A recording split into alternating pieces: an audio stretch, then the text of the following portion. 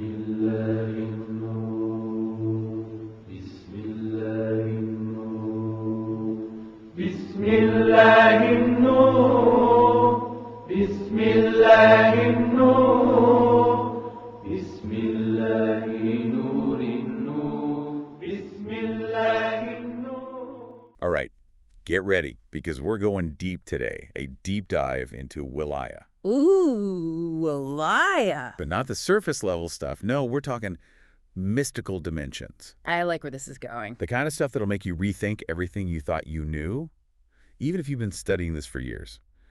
We're going to be drawing on some amazing sources, wisdom from various Imams, alayhimu salam, Sermons, letters, you name it. even a document with instructions for governing. Oh, So are you ready to get your mind blown? I am so ready. What always gets me about Wilaya is that it's so much more than just some definition you'd find in a book, you know? It's like it's alive. It is. It's about your connection with Allah. It's about knowledge transforming into action. And it really does touch every single part of a believer's life, wouldn't you say? It really does. But before we launch ourselves into the mystical stratosphere, maybe, for someone who's new to this, or maybe they've heard the word, but they don't really know what it means. Yeah, good point. We should probably lay some groundwork, right?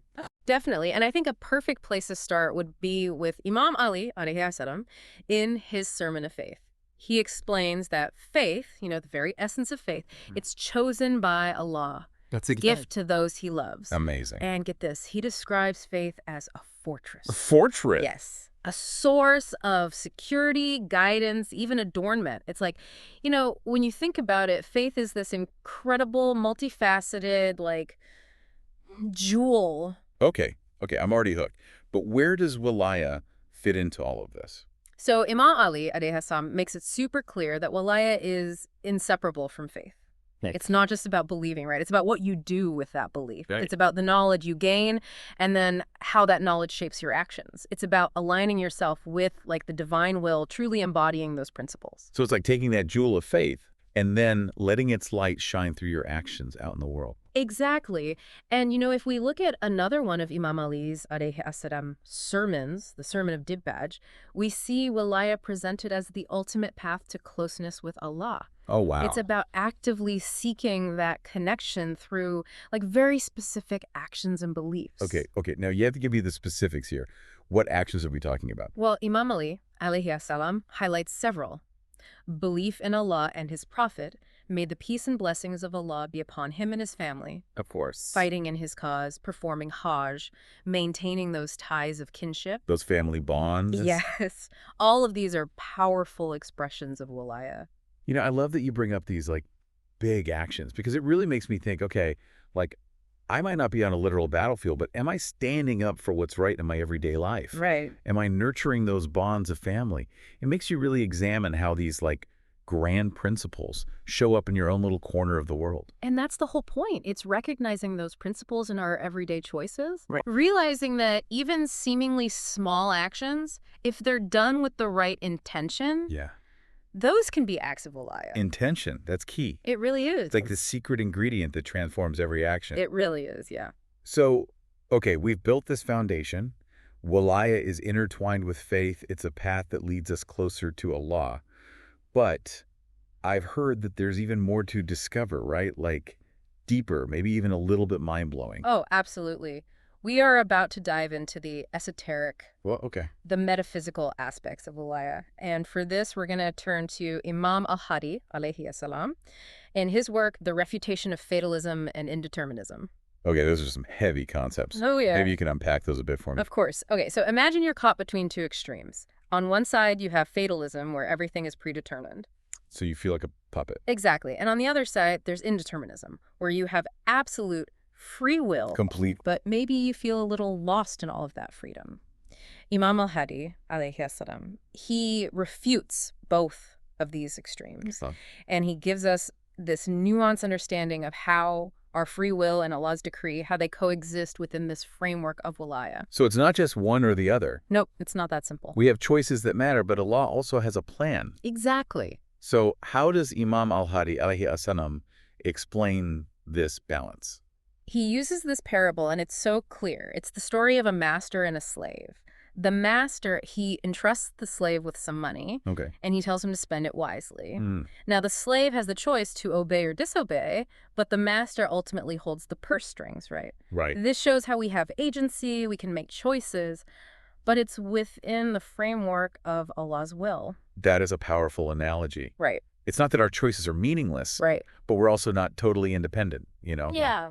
We're making choices within this larger context, a divine plan. You got it. And this is where the magic of Wilaya comes in. It's about choosing to align our will with Allah's will, seeking His guidance in our decisions, and understanding that ultimately, He is in control. So Wilaya is about surrender Yes. and action. Yes. This interplay between our will and Allah's will. Exactly. That's powerful. It is. And it brings us to another fascinating aspect of Wilaya.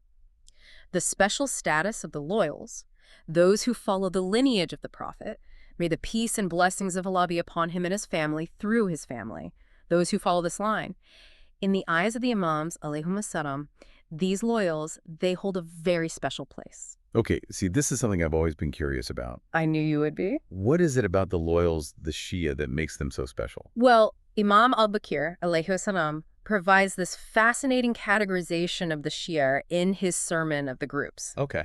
He describes 3 distinct groups. Those who openly express their love for the Ahlul-Bayt, alayhimu, those who conceal their love for various reasons, and those who might outwardly conform to, the dominant power structure, but in their hearts, they remain loyal to the Imams, alayhimu. So there are different levels to this loyalty. Yes. Different ways it shows up, even within the Shia community itself. Exactly. So what's Imam al-Bakir's alayhi salam perspective on each of these groups? He acknowledges the unique challenges and complexities of each path, like someone who openly declares their love might face persecution or hardship, while someone who conceals their love might be struggling with an That's a powerful statement. It is. It's like a reminder that faith isn't passive, it's dynamic. You can't just sit back and wait for things to happen. Exactly. You have to actively participate, to make choices that reflect your beliefs. That's where the rubber meets the road. It does. This is where Wilaya becomes practical, applicable to our everyday lives.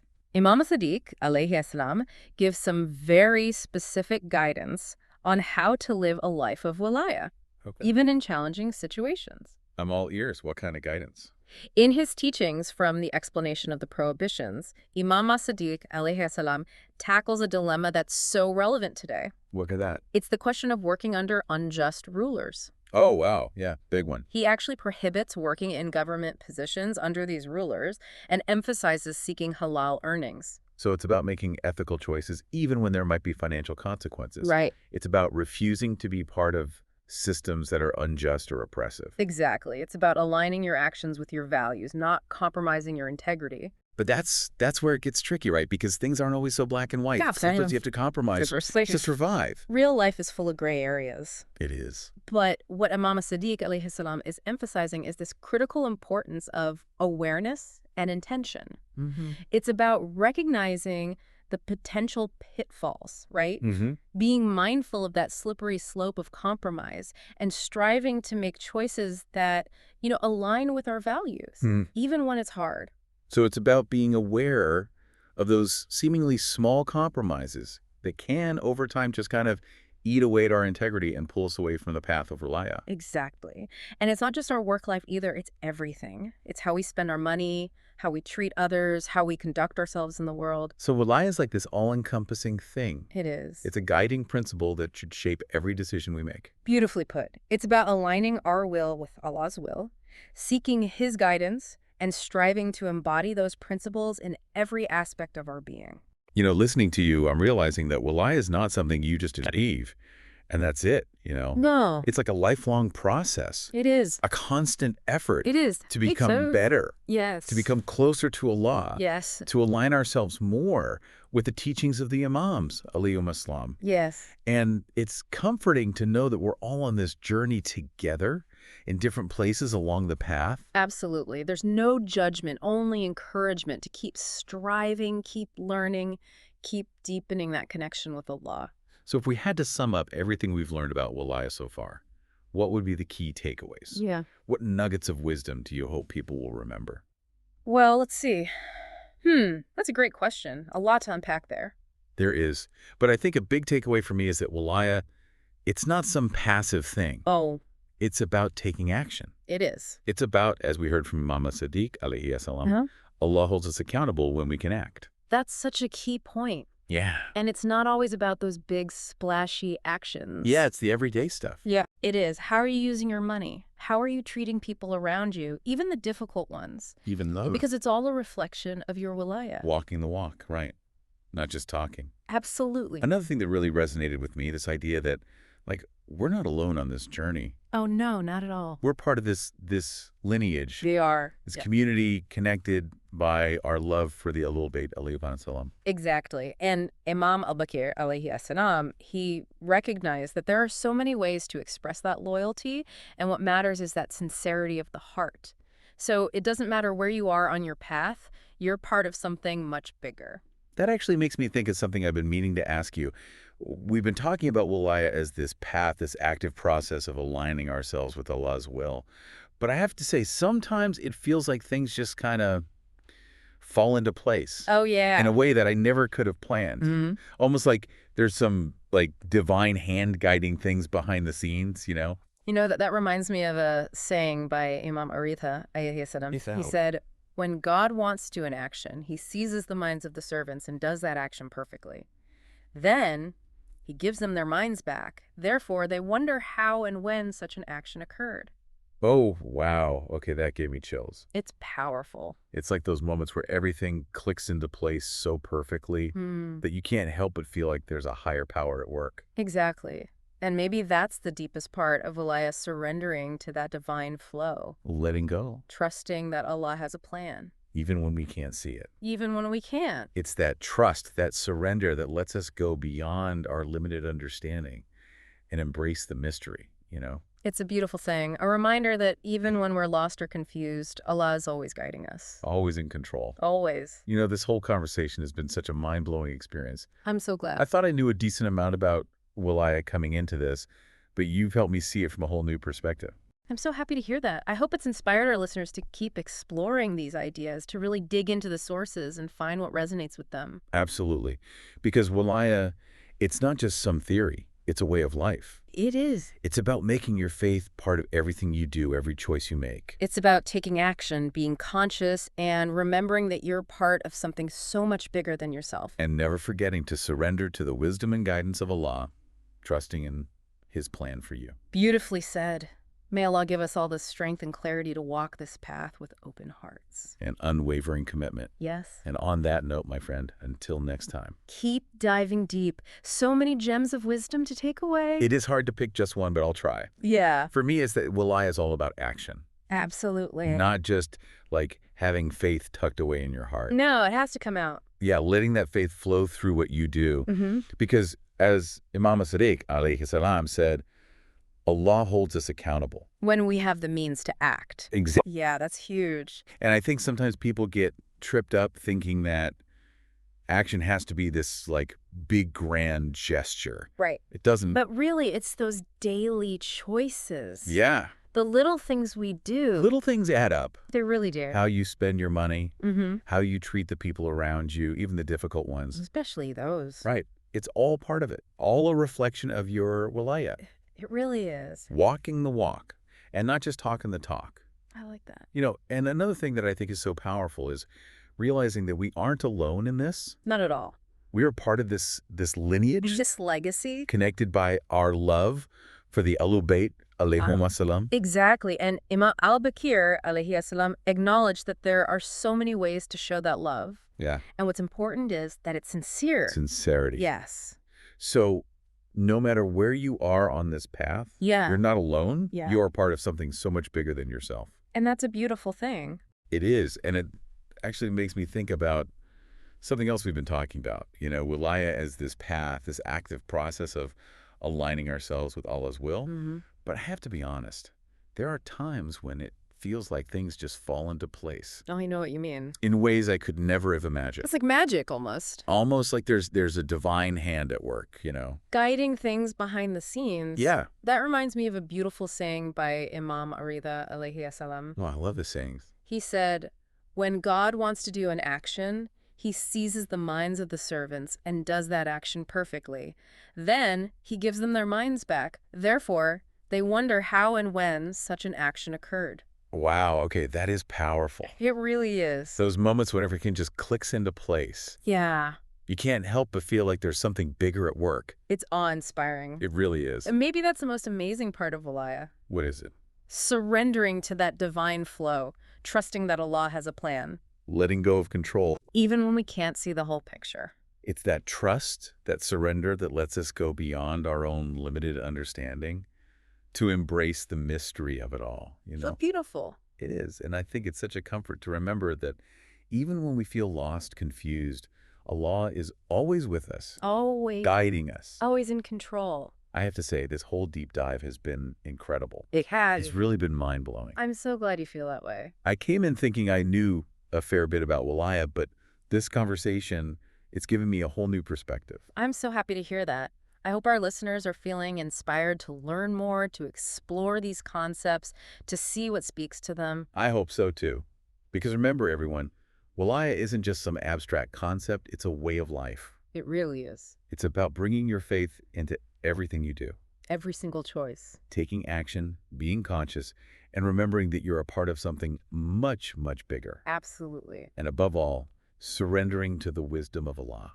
Trusting in his plan. Trusting in his plan. Well, my friend, until next time. Keep diving deep.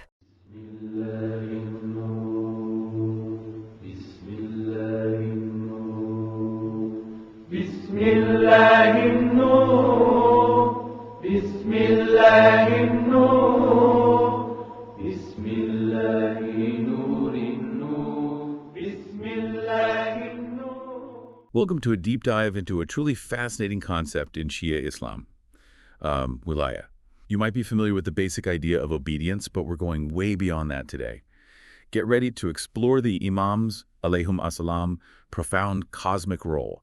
Think love, devotion, spiritual guardianship on a scale that's, well, it's hard to wrap your head around. It's like trying to understand the universe itself. Vast, intricate, and filled with wonders we can only begin to grasp.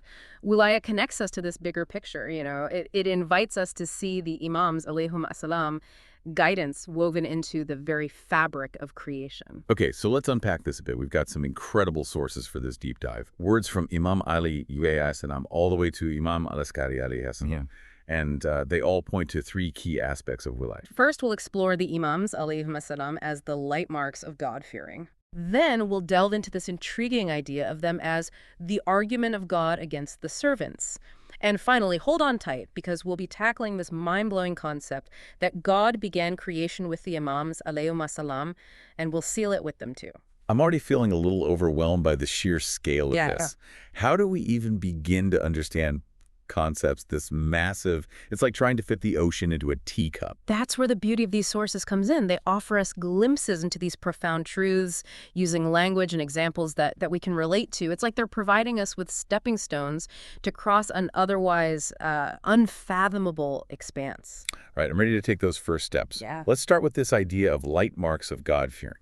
I remember reading this powerful statement from Imam Ali alayhi salam in Tuhaf Al-Uqul. O believers, cling firmly to what has come to you from those whose obedience is obligatory upon you, namely the Imams, peace be upon them. There's such urgency in his words. It's like he's pleading with us to hold on tight to the Imams, alayhimu salam, teachings.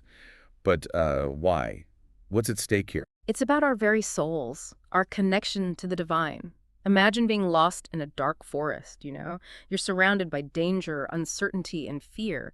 Then suddenly, you see a light in the distance. That light is a beacon of hope, a guide to safety. That's what the Imams, alayhimu salam, represent for us. They are the guiding lights towards God-fearing, towards piety and righteousness. So it's not just about following rules or blindly obeying orders. It's about finding our way back to God through their example. Exactly. And this idea of God-fearing, it's not about cowering in fear. It's about awe, reverence, and a deep understanding of God's power and majesty. And the Imams, alayhimu salam, lives illuminate how we can cultivate this understanding within ourselves. So how did they actually teach God-fearing? Was it through lectures and sermons or something more? It was through their very being, their words and actions. In Tuhaf Al-Uqul, there's a fascinating passage where Imam Ali, alayhi salam, lists 9 qualities that the Prophet Muhammad, sallallahu alayhi wa sallam, commanded him to embody. Sincerity, justice, pardon, just to name a few. It's like a blueprint for living a righteous life. A blueprint that's relevant even today, right? I mean, we're bombarded with choices every single day. It can be tough to know which path to take. Absolutely. And that's where the Imams, alayhimu salam, guidance becomes so vital. They provide us with a moral compass, a framework for making decisions that align with God's will. They don't just tell us what to do, they show us how to live. Give me an example. What kind of practical things did they do or say that relate to this idea of God-fearing? Well, take the concept of the 4 marks of the submissive outlined in Tuhaf Al-Uqul by Imam Ali alayhi salam. You're encouraged to consider God in every situation.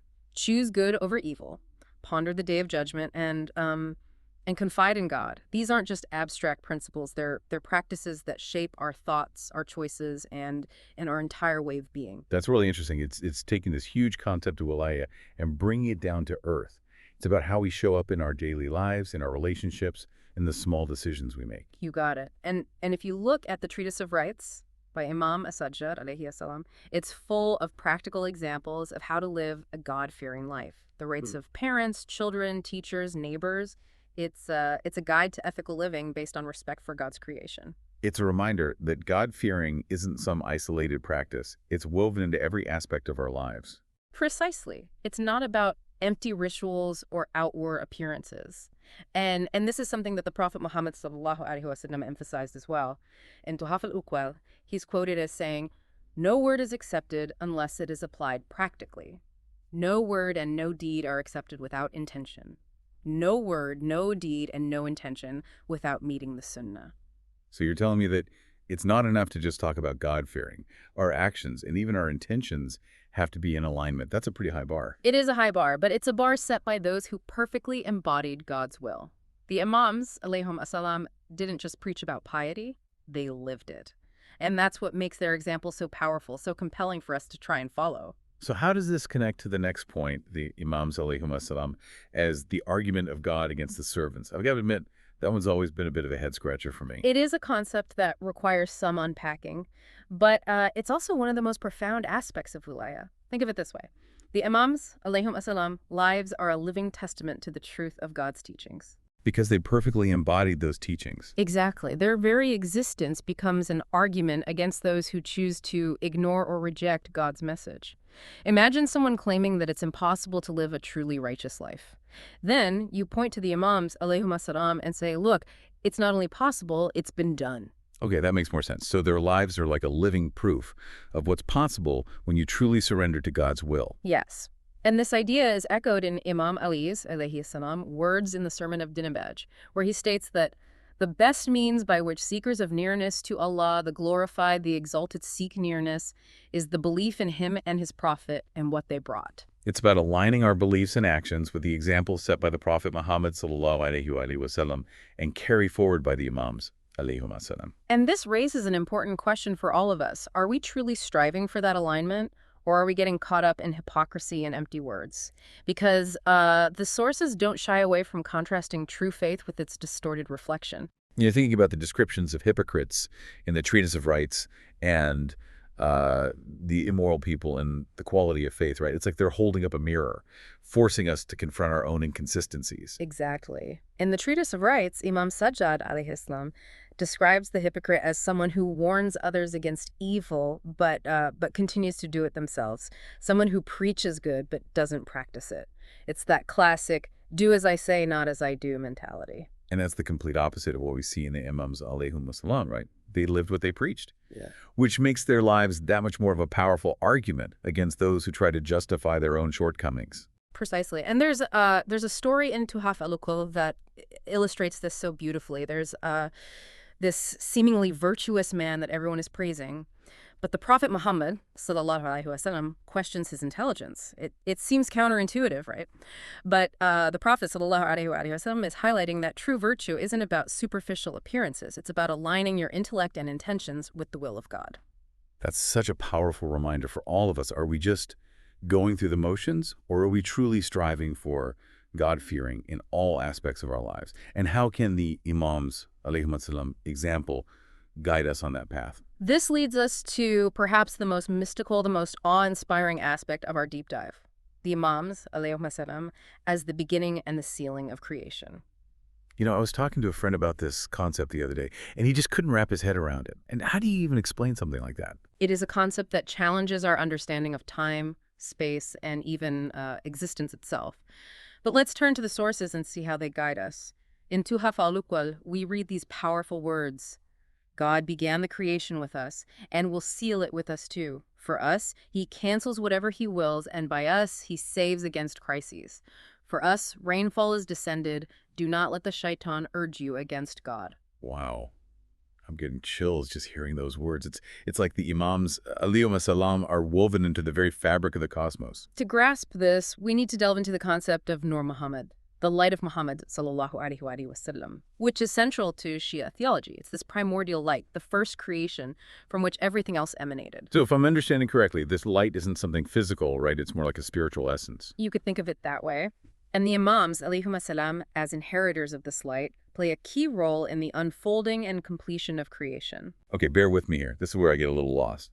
How can the Imams, alayhimu salam, who are human beings, be connected to something so primal, so cosmic? That's where their unique spiritual station comes into play. They are not bound by the limitations of time and space in the way that we are.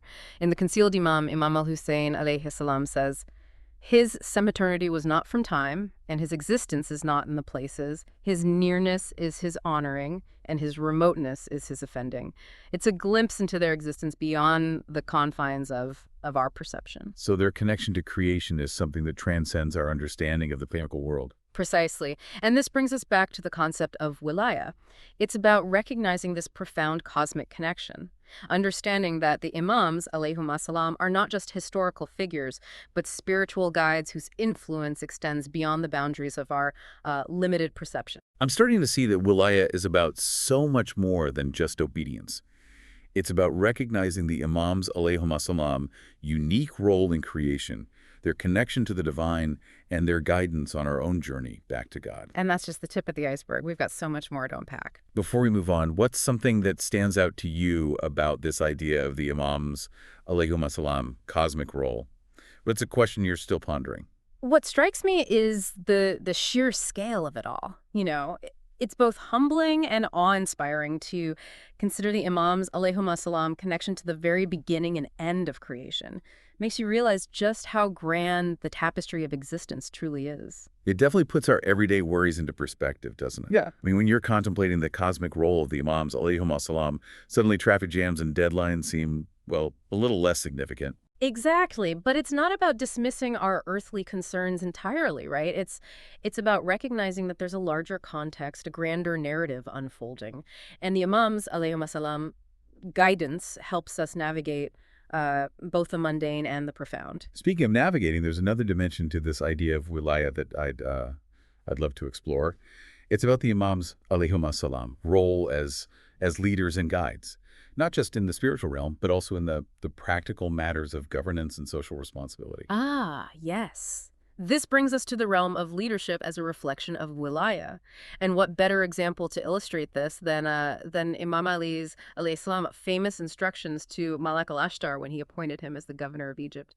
It's a document that's as relevant today as it was over 1,400 years ago. I'm always amazed by how timeless those instructions are, like a masterclass in ethical leadership covering everything from justice and fairness to the importance of choosing the right people for positions of authority. And it goes beyond just the mechanics of governance, right? Imam Ali alayhi salam emphasizes the interconnectedness of society, how different classes rely on one another for the well-being of the whole. He writes to Malik, "Know that the people consist of classes who prosper only with the help of one another, and they are not independent of one another." I think a lot of us forget that, especially in today's individualistic society. We get so caught up in our own lives, our own goals, that we lose sight of the bigger picture. Precisely. And Imam Ali alayhi salam reminds us that a just and thriving society requires cooperation, mutual support, and a recognition of our shared humanity. This reminds me of something Imam Ali alayhi salam said in Tuhaf Al-Uqul. Whoever is not kind to God's creatures and is not sympathetic to them is not kind to himself and God will not be kind to him. Beautifully put. It highlights how our treatment of others is ultimately a reflection of our relationship with God. And Imam Ali, alayhi salam, goes into detail about the specific responsibilities of a leader towards different segments of society. The army, administrators, judges, taxpayers, merchants, laborers, and the needy. Each group plays a vital role, and a wise leader ensures the well-being of all. He even gives Malik specific advice on who to appoint to positions of authority, right? Absolutely. He stresses the importance of choosing individuals known for their piety, knowledge, and competence. And he cautions against appointing based on favoritism or nepotism because, well, that inevitably leads to injustice and corruption. It's like he's giving us a blueprint for ethical and effective leadership, whether it's in government, in our communities, or even in our own families. Exactly. These principles are timeless and universally applicable. And this emphasis on knowledge and competence as essential qualities of leadership leads us to another fascinating theme that emerges from these sources, the profound importance of knowledge and learning in the context of wilaya. Yes. This was something I was really struck by when I was reading through the material. The Imams, alayhimu salam, constantly emphasized the pursuit of knowledge as a pathway to God. In Tuhaf Al-Uqul, Imam Ali alayhi salam states, "Through knowledge, God is obeyed, worshipped, acknowledged, and confessed of his being one. Through knowledge, likewise, relations are regarded, and halal and haram are realized. Knowledge is the leader of the intellect." It's like knowledge illuminates the path towards understanding God, our purpose, and how to live a righteous life. I love that phrase, knowledge is the leader of the intellect. It suggests that true knowledge isn't just about accumulating facts, but about using our intellect to discern truth from falsehood, to make wise choices, and to guide our actions. Precisely, and he goes on to say in that same text, God grants the intellect to the happy ones and deprives the unhappy of it. So there's a clear link between knowledge, intellect, and ultimately happiness. I'm curious, though, what kind of knowledge are we talking about here? Is it just religious knowledge, or does it encompass other fields as well? It's about seeking knowledge in all its forms, as long as it leads us closer to God and helps us understand his creation. In fact, Imam Ali, alayhi salam, was known for his vast knowledge, not just in religious matters, but in science, philosophy, and even mathematics. That's so inspiring. It suggests that the pursuit of knowledge shouldn't be limited to one specific area. It's about expanding our understanding of the world, of ourselves, and of our place in the grand scheme of things. And it's not just about acquiring knowledge for the sake of knowledge. It's about applying it to our lives, using it to benefit others, and making the world a better place. In Tuhaf Al-Uqul, Imam Ali, alayhi salam, says that the intelligent person overlooks the ignorant, pardons the wrongdoers, behaves modestly, and strives for charity. Yeah. These are all actions that stem from a deep understanding of knowledge and its purpose. That's a powerful reminder that knowledge without action is incomplete. It's like having a map, but never setting out on the journey. And speaking of journeys, there's a beautiful passage in Tuhaf Al-Uqul by Imam al-Hassan alayhi salam, where he talks about understanding the nature of this world. He says, "You should know that God has not created you vainly and will not let you pass to nothing. He limited your terms of death and arranged your living so that every intelligent will realize his actual position and realize that whatever God has disposed for him will unavoidably befall him, and whatever is taken away from him will never hit him." I find that quote so comforting and thought-provoking at the same time. It reminds us that this life is temporary, but it also has a purpose. Mm-hmm. And that purpose is to use our intellect, our knowledge, to understand our place in the grand scheme of things. And to live in a way that aligns with that understanding. He goes on to encourage us to spend our time in this world wisely, worshiping God, thanking him, mentioning him, and fearing him.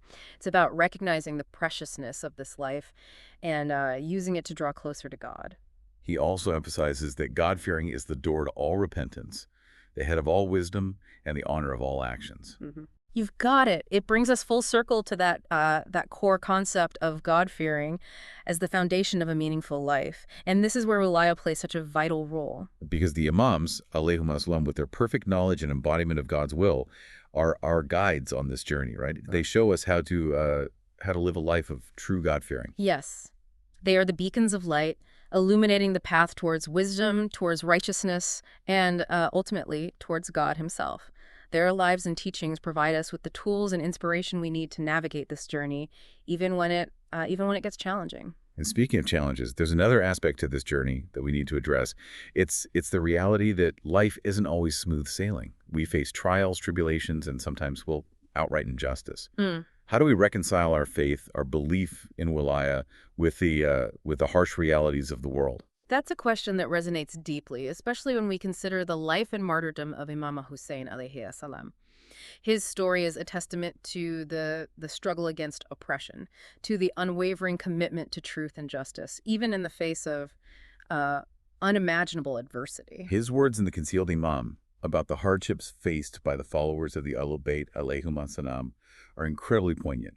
They have suffered hardship and damage, and they've been shaken and tested. Hence, they have been wounded and slain, scattering in the remote countries.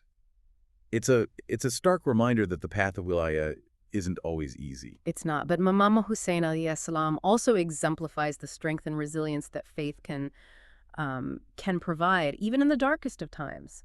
He didn't remain passive in the face of oppression. He took a stand against tyranny, even though it ultimately cost him his life. It's a powerful message, isn't it? That we have a responsibility to speak out against injustice, to fight for what is right, even when it's dangerous or difficult. His actions speak volumes about the courage and conviction that Wilaya can inspire. And this leads us to another crucial theme that emerges from these sources: the constant battle between truth and falsehood. Right. It's about discerning right from wrong, about recognizing the subtle ways that falsehood can creep into our lives and distort our understanding of God's will. And it's about actively seeking the truth, even when it's uncomfortable or challenging.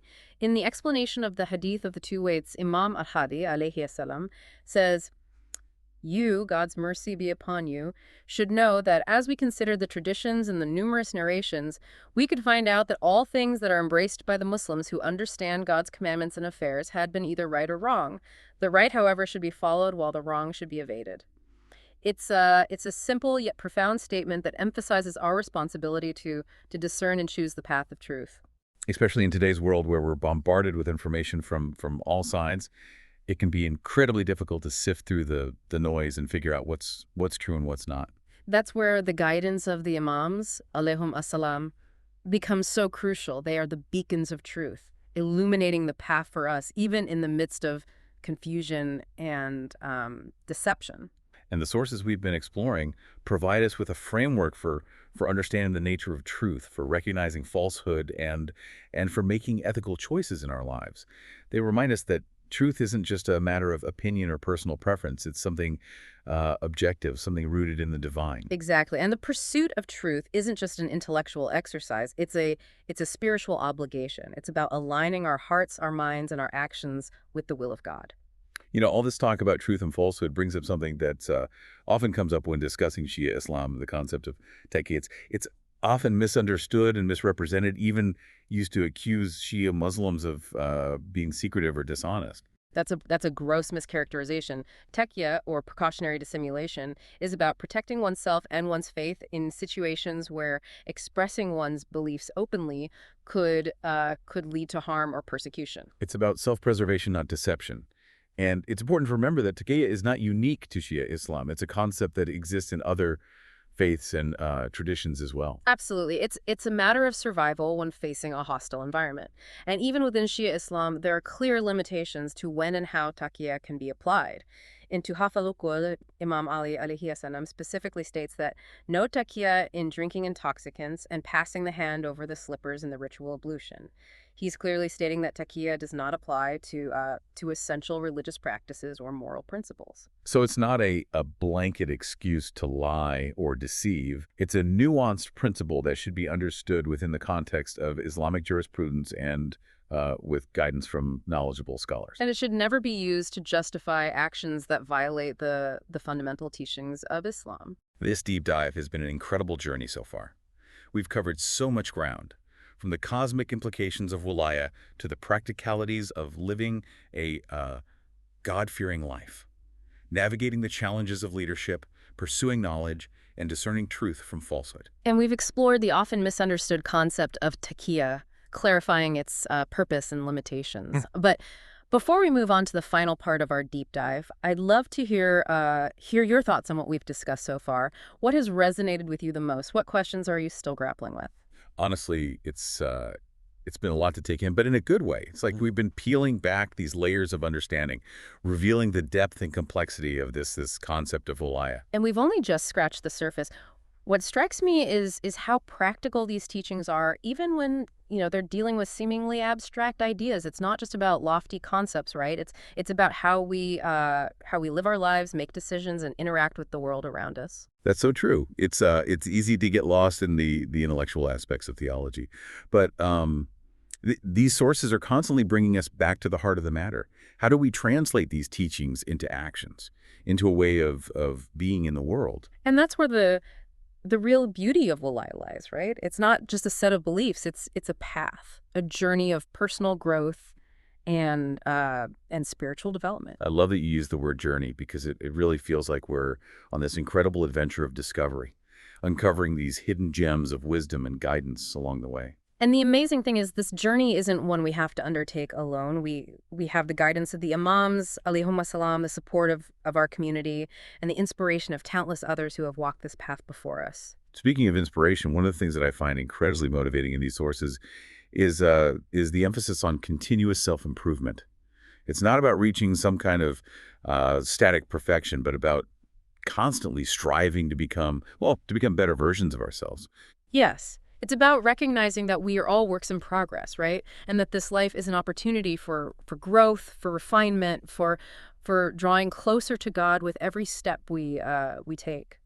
In The Quality of Faith, Imam as-Sadiq alayhi salam beautifully outlines this process.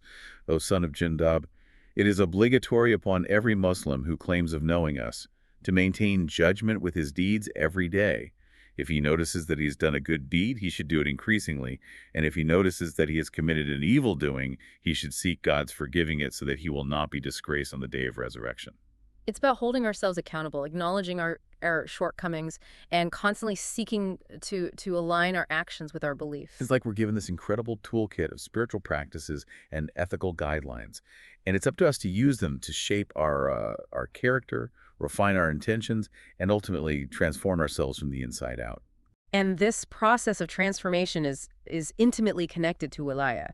The Imams, alayhimu salam, aren't just, distant figures to be revered. They're role models to emulate. Their lives exemplify the qualities we're striving to cultivate: piety, knowledge, justice, compassion, and unwavering devotion to God. It's like they're holding up a mirror showing us what's possible when we align our hearts and minds with God's will. And this process of self-refinement isn't just about becoming better individuals. It's about contributing to a better world, a more just and compassionate society. Right. It's about taking the lessons we learned from the Imams, alayhimu salam, and applying them to our interactions with others, to how we conduct ourselves in our families, our communities, and in the wider world. And speaking of interactions, there's something that I think is particularly relevant in today's world, the importance of choosing our companions wisely. Yes. The company we keep has such a profound influence on our thoughts, our beliefs, and our actions. In Tuhaf Al-Uqul, Imam Ali alayhi salam advises, "The virtuous acquaintance is the best luck a man may target. Associate with people of virtue, you will become one of them. Keep aloof from people of vice, you will remain safe from them." It's a reminder to surround ourselves with people who uplift us, who inspire us to be better, and who support us on our spiritual journey, and to be mindful of those who might lead us astray. And this mindfulness extends to our own words and actions as well. There's a beautiful passage in the Concealed Imam where Imam al-Hussein alayhi salam describes true friendship. "The friend who is for you and for himself is that who seeks the continuity of your friendship through fraternity and does not seek the interruption of your friendship through fraternity. This friend is for you and for himself. This is because the life of both of you will be pleasant as long as your fraternity is achieved, but when fraternity encounters contradiction, everything will be valueless."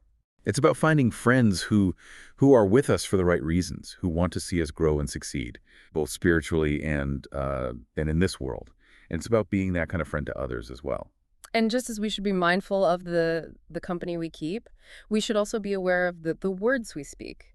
The Imams, alayhimu salam, emphasized the power of language, both for good and for ill. In Tuhaf Al-Uqul, Imam Ali alayhi salam says, "He who speaks much speaks nonsense. Whoever ponders perceives." It's about About choosing our words carefully, speaking with intention and avoiding gossip, backbiting, or any speech that might harm others or spread falsehood. And it's also about being mindful of the thoughts we allow to take root in our hearts, right? Absolutely. Our thoughts shape our beliefs, our actions, and ultimately our character. Imam Ali alayhi salam talks about this in the Sermon of Faith. O Kumail, the tongue receives from the heart, and the heart supplies the soul. Consider that with which you feed your heart and body. If the source is illegal, God will not accept your praising and thanking him.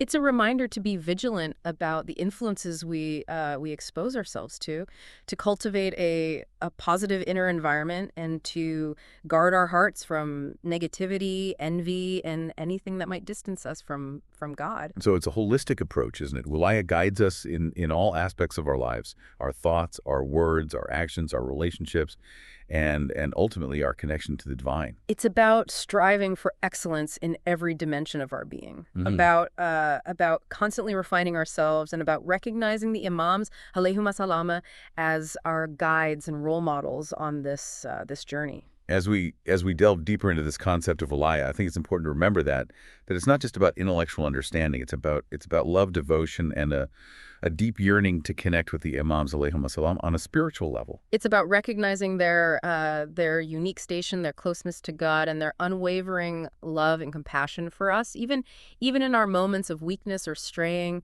And it's about trusting in their guidance, knowing that they are always there for us, interceding on our behalf and guiding us towards the straight path. This deep dive has been a profound exploration of Wilaya. We've covered so much ground, from the cosmic implications to the practicalities of everyday life. I hope this conversation has sparked your curiosity and inspired you to delve deeper into these sources, to discover the richness and wisdom they hold. And remember, the journey of Wilaya is an ongoing one. It's about continuous learning, growth, and striving to embody the teachings of the Imams, alayhimu salam, in all aspects of our lives. May Allah guide us all on this path and grant us the blessings of wilaya. Wa alaykum assalam wa rahmatullahi wa barakatuh.